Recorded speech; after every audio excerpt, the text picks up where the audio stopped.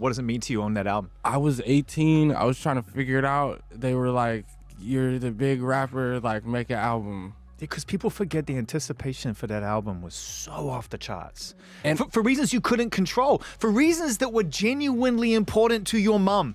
She made a decision for your well-being and everyone thought it was a marketing move. Yeah, yeah, bro. I think part of that album was a deliberate, like, shot in the parachute or in, like, the foot. Because it was too... The name, the whatever, it was too big for me at the time. Yeah. Cause I was 18 years old, right? Crazy. It was like, what niggas was putting like a thing on me, and it was like, I don't even know if I have that much to say right now. Yeah. You know what's crazy? Now that I think about it, when they were coming out, man, these dudes were actually kids. Like, they didn't really have a lot of experience in life, but then again, the way that they were talking, the way the words, the concepts they were bringing in the songs was like super, like, huge in a way that it felt like you were listening to like some people who know what they were talking about. So it's fascinating to see that from the perspective of this Earl Sweatshirt that has grown into a older manhood and matured and has more wisdom and insight in life, that he's even saying himself, like, yo, reflecting back, even doing that project, I didn't know a lot of things. And I had a huge expectation put up on me to basically come with some stuff as if I had a lot of experience. Like, I had the ability to manipulate words and like play with words and stuff. But in terms of content, I was 18 years old. So now that, how old are you Crazy. now, if I can ask? 29. So you're 29, so okay, 10, 11 years on, how does that album feel to you now? How is it aged from your perspective? I have a lot of clarity on it now. I can, my favorite way to sort the songs on that album now is ones that I wrote before I had even got back, because those are my least favorite. Because like any nigga that gets sent away to something, you just have 1 million bars loaded up. Yeah. For when you get out of the thing, you like, bro, you got a beat? Yeah. Yeah, all right, for sure. This is fire. Yeah. We out of here. Like, I understand what you're saying. It does in a way. I think we might have talked about this ages ago, briefly, about the idea of the album in two parts. That there was this kind of, that you were anticipating the moment when you would record it, and then there was the stuff that was very present when you got back.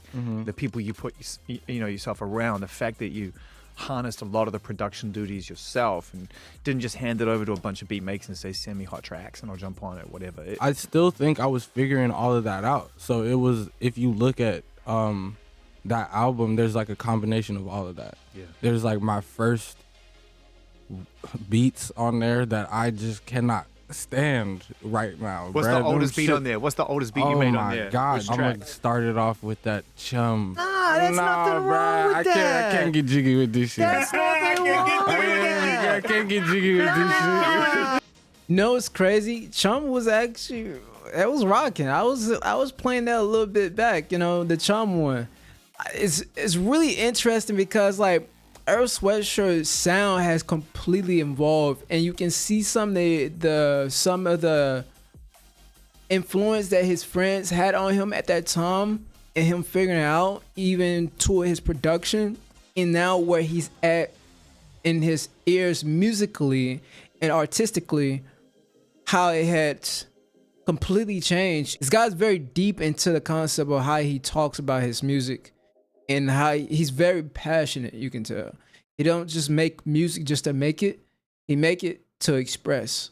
And that's why you might wonder why we don't see a lot of Earl Sweatshirt music. It's not because he doesn't want to put out music. It's just, I feel like he's just really about the art of it, the artistic art of it. You're trying to live up to somebody's idea of what your identity was versus what you truly were feeling in that moment. You know what I mean? Almost playing a role. Maybe. I feel like maybe I was doing that, but what makes it like actually embarrassing is that you're a kid. Do you know what I'm saying? So think about your like ideas about the world and kind of like what things are when you're a kid. like my idea of being like the rapper guy then was like, let's get, you know what I mean, let's get some of these 4-syllable words in here. Yeah. Let's get some of these. That's what we all identified with as rap fans and music fans when you all came out, was that you were searching for new ways to say things, and you were trying to find new ways to paint pictures, and there was an abstract nature to the way you and your friends were approaching it. It wasn't just straight down the line. That's what drew a lot of people in. And the contrast of what you were doing off the mic, which was just like living hard and videoing it and having the most fun and being kids. And then the music was almost a direct reaction to that. It was like way more complicated than I think people were expecting when the record started happening. You know what I mean? I think that's kind of what people were drawn to, probably. I guess the love for myself comes in at understanding that it's all a part of the process. Yeah. And I guess the only thing I don't regret any part of, you know, making like coming from point A to point D or whatever. I think it's having to do that in front of the world. Everyone else got to have their first shit. It's on a USB. It's thrown away in the trash can of some like weird computer. My shit Exists for real. You're supposed to change. That's a pretty interesting point to like kind of look at, but I don't think that's a bad idea. I don't think that's bad, Earl. I feel like that shows like truly how much you grew. And I think like for him, he's so self-conscious of his own art, and you can tell he's very huge critique to his own art and himself, and like what he holds himself to. Nah, man, I think that was one of the best things, because now a lot of people will be able to do that, to be able to make a cohesive project even at that time for your age and put something out that still to this day people are listening to. And evolve. The music's supposed to sound weird to you the older you get. Yeah, for sure. Yeah, it would be really weird to be like, man, I wish I could make Doris again. Yeah, like, bro, when we was 17, it's been downhill from there, man. Like, damn. Oh, man. Yeah. So how were the crowd reactions to the shows? Because that's a whole other relationship to that record for you. You can feel like you want to feel about it, but you can't deny how other people feel about it. New York was super turned. I want to say Chicago was super turned. LA, I love you, LA, but LA. But it was practically an Odd Future reunion. Yeah, I mean, it for sure was a reunion though. It was like, I'll speak for myself, but I felt it too. And niggas was like, all right. Like, I could tell that everyone before they came out that night to the thing was like, well, all right, we about to go on over here. Like, we about to go see everybody from our life. Yeah, from life. From life, right? That's the thing. Yeah. I thought it was beautiful because, you know, we hold all that time in our hearts in a big way. And we love the art and the creativity you continue to create. But I love the fact that it just felt very genuine from the footage I saw and all the reviews I saw and everyone. It just felt cool. For sure. If people were happy, then I'm happy. I just am, with a lot of the shit from Doris, it was like, at the risk of sounding redundant, it's like, I'm really not even that nigga anymore. I know, but in a way you get to you get to kind of make peace with that kid again. For sure, but I did.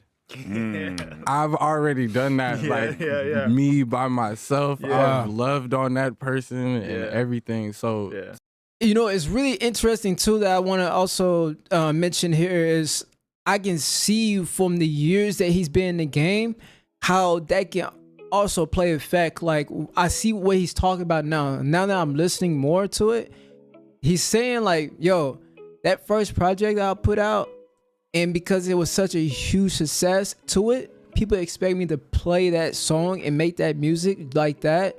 And like, yo, I was just figuring things out and I was developing to my own style and who I am.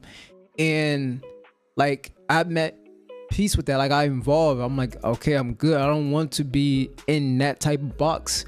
And so I see now exactly where he's coming from, just hearing more discussion. He's just basically saying that he's pretty much done with trying to portray that same type of character and person that he once was on that first album. If you guys enjoyed it, man, hit the thumbs up, hit the subscribe button. I'll be dropping more videos too as well. Let's get to it.